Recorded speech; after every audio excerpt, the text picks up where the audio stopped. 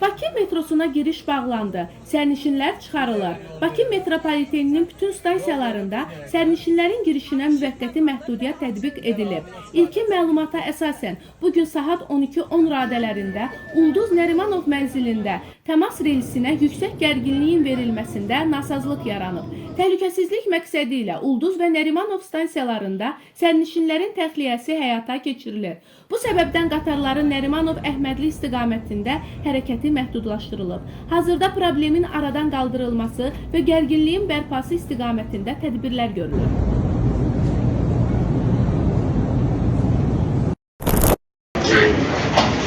İndi belə tutmasın.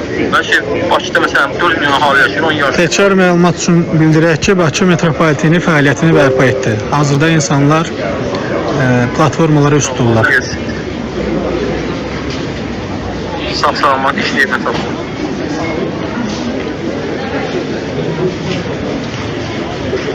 15:01-də Bakı metropoliteni fəaliyyətini bərpa etdi.